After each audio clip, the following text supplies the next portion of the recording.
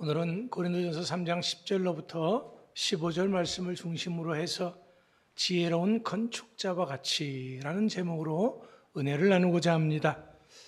오늘은 맥추감사주일입니다. 이스라엘 백성들은 보리와 밀의 첫 수확을 거두면서 하나님께 감사를 드렸습니다. 하지만 그렇다고 해서 아직 추수를 다 끝낸 것도 아니었습니다. 창고가 가득 찬 것도 아니었습니다. 그럼에도 불구하고 먼저 그들은 하나님께 감사를 드렸습니다. 왜입니까? 지금까지 지켜주신 하나님께서 앞으로도 책임져 주실 것을 믿었기 때문입니다. 이처럼 감사는 지난 은혜를 세는 일이 아니고 앞으로 주실 은혜를 믿는 믿음의 일입니다. 우리의 지난 반년을 돌아보십시오. 얼마나 많은 일들이 있었습니까? 예상하지 못했던 수많은 일들이 있었습니다. 아픈 일도 있고 눈물 나는 일도 있었습니다.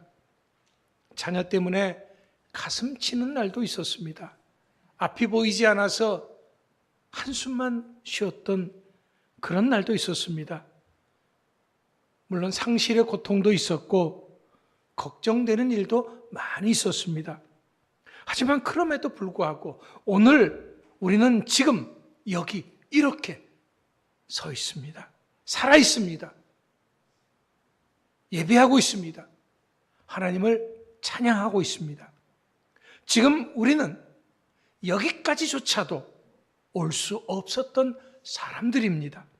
왜냐하면 우리는 넘어질 수도 있었고 포기할 수도 있었고 주저앉을 수도 있었기 때문입니다.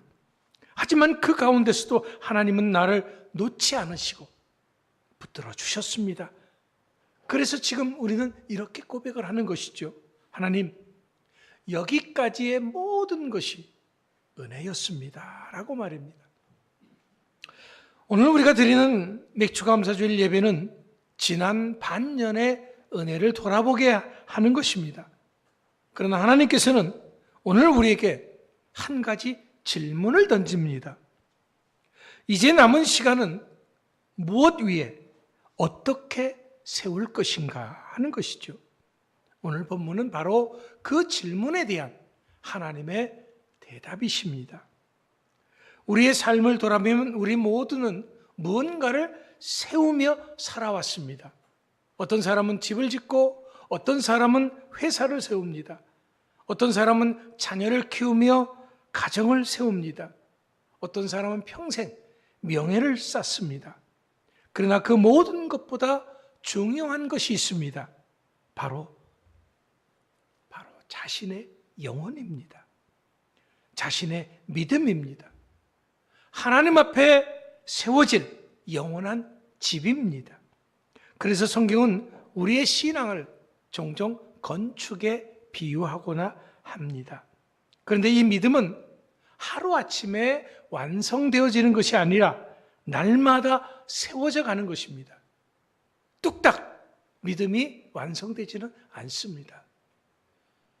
사실 우리가 믿음의 사람이라면 우리 모두는 보이지 않는 영적인 건축 현장에서 살아가고 있는 사람들입니다. 우리는 하루도 이 건축을 멈춘 적이 없습니다. 어제도 짓고 오늘도 짓고 있습니다. 그리고 또 내일도 계속해서 지을 것입니다. 하지만 문제는 무엇을 짓느냐가 아닙니다. 무엇으로 짓고 있느냐인 것이죠. 그 기초가 무엇이냐라는 것입니다. 오늘 본문은 바로 그 질문에 대한 하나님의 답입니다. 사도 바울은 우리 모두를 영적인 건축자로 부르면서 하나님 앞에 무너지지 않는 믿음의 집을 세우기 위해서 반드시 기억해야 할 세 가지를 말하고 있습니다. 첫 번째는 우리의 신앙은 반드시 예수 그리스도 위에 세워져야 한다라는 것입니다. 자, 우리의 신앙을 어디에 세워야 한다고요? 예수 그리스도. 11절 말씀에 보면은 이 터는 곧 예수 그리스도라 그랬습니다.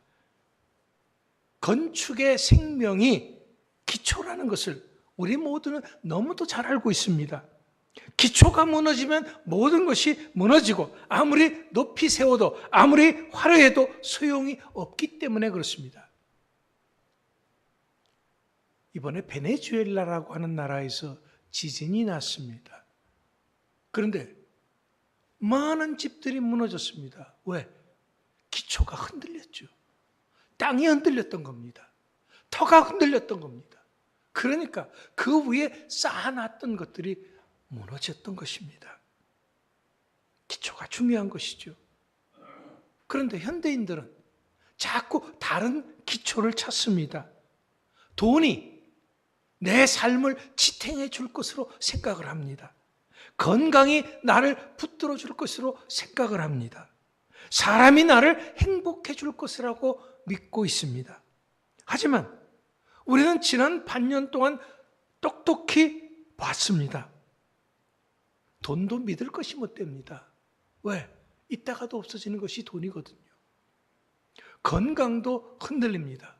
어제까지 건강했는데 오늘 아침 갑자기 하다가 쓰러질 수도 있습니다.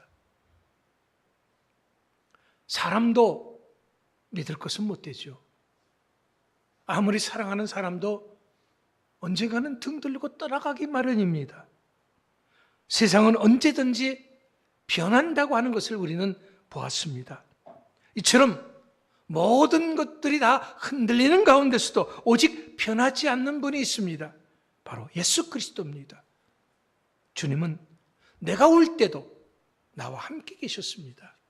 내가 낙심할 때도 나와 함께 계셨습니다. 내가 넘어질 때도 나를 붙들어 주셨습니다. 그렇다고 해서 내가 하나님께 붙들어 달라고 하는 것이 아니었습니다. 하나님을 내가 붙든 것도 아니었습니다. 하나님께서 친히 나를 붙들어 주셨습니다. 그래서 여기까지 올 수 있었던 것입니다. 그렇다면 이제 우리가 새로운 반년을 시작하면서 우리의 영적 기초를 다시 한번 점검해야 합니다. 예수님보다 앞서는 것이 있습니까? 예수님보다 더 의지하는 것이 있습니까? 예수님보다 더 중요시 여기는 것이 있습니까? 예수님보다 더 사랑하는 것이 있습니까? 주님은 말씀하십니다. 너희가 나를 떠나서는 아무것도 할 수 없습니다. 그렇습니다. 그렇기 때문에 우리는 다시 예수님께로 돌아가야 합니다. 다시 십자가 앞으로 나아가야 합니다. 다시 주님 앞에 무릎을 꿇는 자리로 나아가야 합니다. 그리고 분명히 하십시오. 오직 예수님만이 내 삶의 터가 되게 하십시오. 예수님이 내 가정의 터가 되게 해야 합니다. 예수님이 내 사업의 터가 되게 해야 합니다. 예수님이 내 남은 인생의 터가 되게 할 수 있게 되기를 축원합니다. 둘째, 우리는 절대로 변하지 않는 것으로 집을 지어야 합니다. 자, 첫 번째, 우리는 우리 믿음의 집을 예수 그리스도 위에 지어야 한다 그랬습니다. 근데 두 번째는 뭐라고요? 변하지 않는 것으로 집을 지어야 한다 그랬습니다. 12절 말씀에 보면은 금이나 은이나 보석이나 나무나 풀이나 지프로라는 말이 있습니다. 우리 각자의 믿음의 집은 같은 교회를 다녀도 다 다를 수 있습니다. 같은 예배를 드려도 다를 수가 있고요. 같은 헌신을 해도 다를 수가 있습니다. 이런 믿음의 집은 무엇으로 하느냐가 중요합니다. 금과 은과 보석 같은 변하지 않는 재료로 집을 지어야 합니다. 그런데 문제는 이런 재료들은 구하기가 쉽지 않다라는 것입니다. 반드시 대가를 필요로 합니다. 시간을 필요로 하고 눈물을 필요로 하고 희생을 필요로 합니다. 여러분, 값없이 얻어지는 믿음은 없습니다. 깊은 신앙은 언제나 순종이라고 하는 값을 치르고 세워지는 것이기 때문입니다. 예를 들면 진실한 예배가 그렇습니다. 새벽에 눈을 뜨고 하나님 앞에 무릎을 꿇는 일이 결코 쉬운 일은 아닙니다.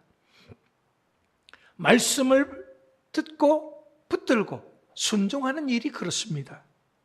상처받아도 용서하는 일이 그렇습니다.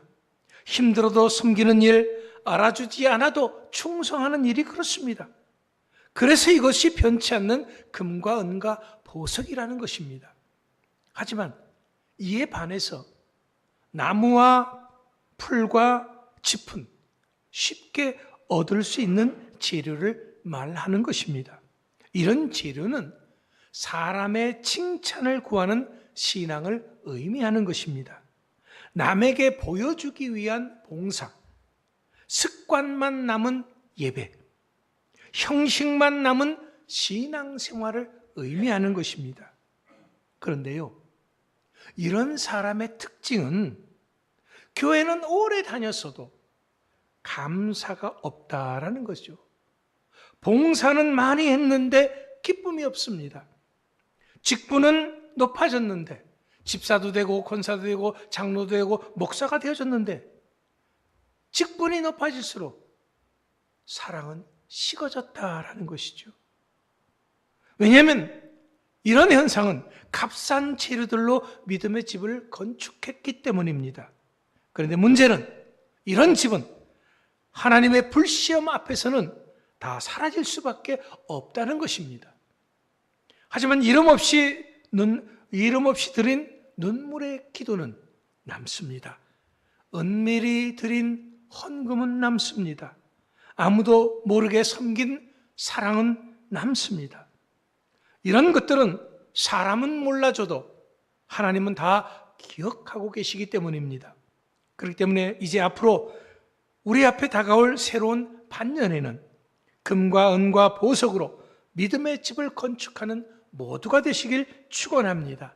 여러분, 예배를 쌓으십시오. 기도를 쌓으십시오. 믿음의 순종을 쌓으십시오. 말씀의 순종을 쌓으십시오. 사랑과 섬김을 쌓으십시오. 왜냐하면 하나님 앞에서 이런 것들이 남기 때문입니다.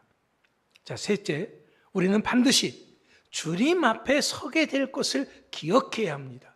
자, 우리의 믿음의 집은 그 터를 예수 그리스도 위에 세워야 한다 그랬습니다. 변하지 않는 재료로 지어야 한다 그랬습니다. 그리고선 우리는 반드시 주님 앞에 설 것을 기억해야 합니다. 13절 말씀입니다. 각 사람이 공적이 나타날 터인데 그 날이 공적을 밝히리니 이는 불로 나타내고 그 불이 각 사람의 공적이 어떠한 것을 시험할 것임이라.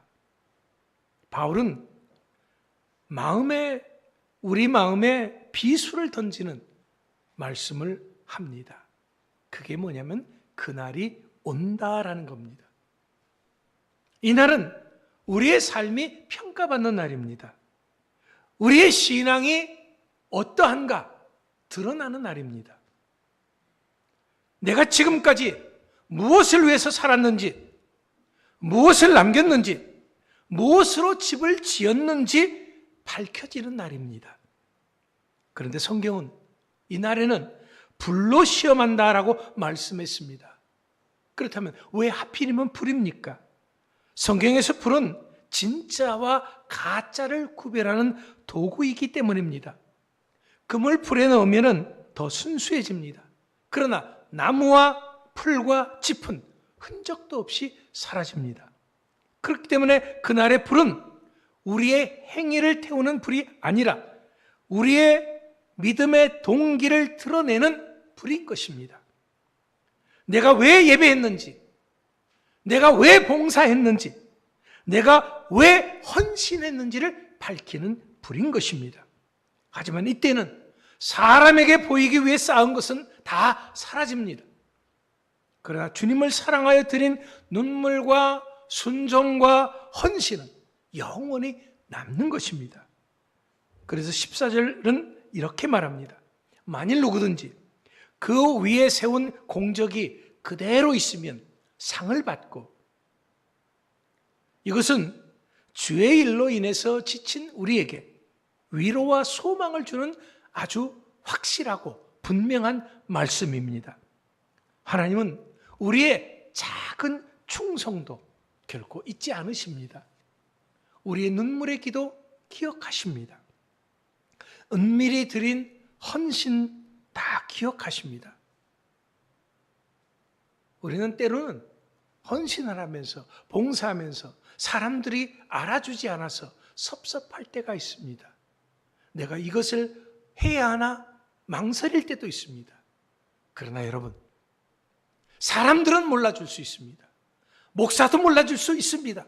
그러나 내 삶의 그 어느 것 하나도 빠뜨리지 않고 다 보고 기억하고 계시는 분은 우리 하나님이신 것을 믿으시기 바랍니다.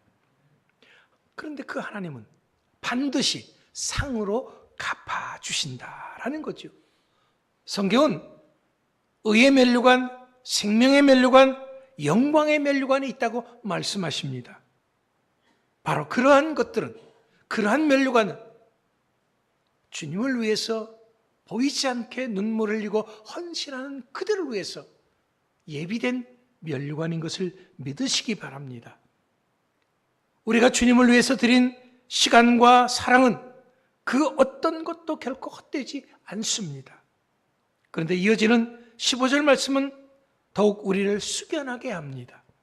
누구든지 그 공적이 불타면 해를 받으리니 그러나 자신은 구원을 받되 불 가운데서 받은 것 같으리라. 이 말씀은 구원을 잃어버린다는 뜻이 아닙니다. 우리를 택하시고 우리를 사랑하신 하나님께서는 분명 끝까지 우리를 책임져 주십니다. 우리는 오직 은혜로 구원을 받는 것이기 때문입니다. 그런데 문제는 어떤 모습으로 구원을 받느냐라는 거지요. 바울은 불 가운데서 받은 것 같다라고 하는 말을 합니다. 마치 집이 모두 불타서 몸만 겨우 빠져나온 사람과 같다라는 거죠. 구원은 받았지만 남은 게 하나도 없습니다. 주님께 드릴 열매도 받을 상급도 아무것도 없습니다. 그렇다면 얼마나 안타까운 일입니까? 우리는 나름대로 수고했습니다. 열심히 교회 다니고 나름대로 열심히 봉사하고 헌신했습니다. 그런데 막상 주님 앞에 서서 보니까 내가 쌓았던 그 모든 것들이 다 불시험 앞에 사라져 버렸다고 한다면 얼마나 허탈하겠습니까? 여러분, 우리는 겨우 불 속에서 빠져나오는 구원을 받아서는 안 됩니다. 빈손으로 천국문에 들어가서는 안 됩니다. 주님 앞에 인정받는 성도가 되어야 합니다. 상 받는 성도가 되어야 하고 면류관 받는 성도가 되어야 합니다. 사도 바울은 마지막에 당당하게 이렇게 고백했습니다. 이제후로는 나를 위하여 면류관이 예비되었으므로 그런 확신이 있었습니다. 왜? 주님을 위해서 살았기 때문에. 사람에게 보이기 위한 것이 아니라 주님을 위해서 눈물 흘리고 헌신했기 때문에, 주님을 위해서 자신의 모든 것을 드렸기 때문입니다. 그래서 바울은 또 이렇게 고백했습니다. 내가 내 몸에 예수의 흔적을 지니고 있노라. 바울의 몸에는 실제로 수많은 상처가 있었습니다. 돌에 맞은 흔적, 매를 맞은 흔적, 감옥에 갇힌 흔적이 있었습니다. 그렇다면 오늘 우리에게는 어떤 예수의 흔적이 있습니까? 예수님 때문에 흘린 눈물이 있습니까? 예수님 때문에 드린 기도가 있습니까? 예수님 때문에 참고 견딘 인내가 있습니까? 예수님 때문에 감당한 섬김이 있습니까?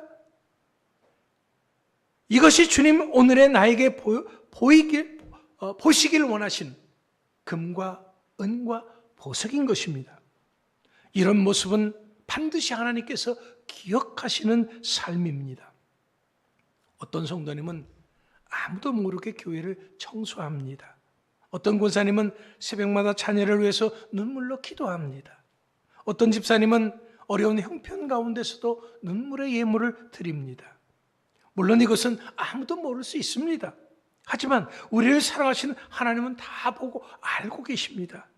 세상 사람은 그 누구도 기억하지 않아도 우리 하나님은 나의 모든 것을 하나도 빠뜨리지 않고 다 기억하십니다. 다 갚아주실 것입니다. 그렇다면 지금까지 나의 삶을 돌아봅시다.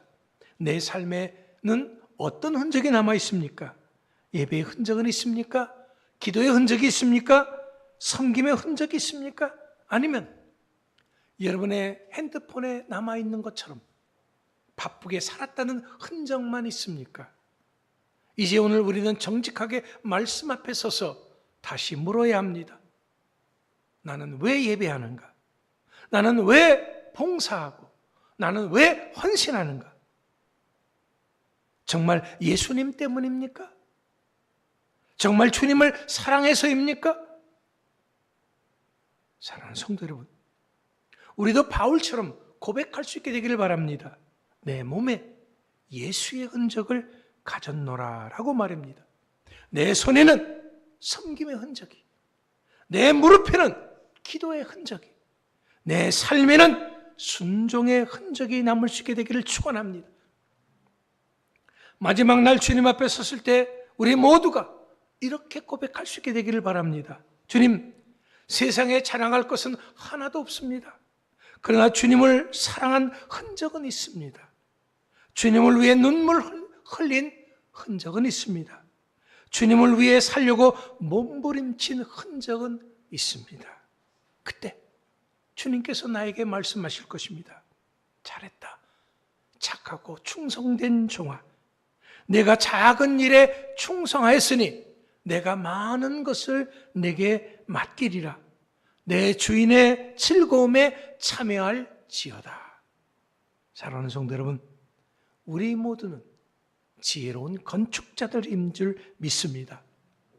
맥주감사절을 맞아 지난 반년의 은혜를 감사하고 남은 삶도 오직 예수 그리스도를 기초로 삼고 금과 은과 보석 같은 믿음을 세워가시기 바랍니다.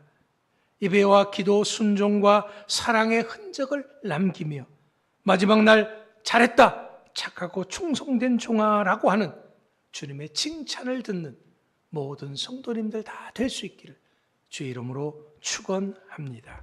기도합니다.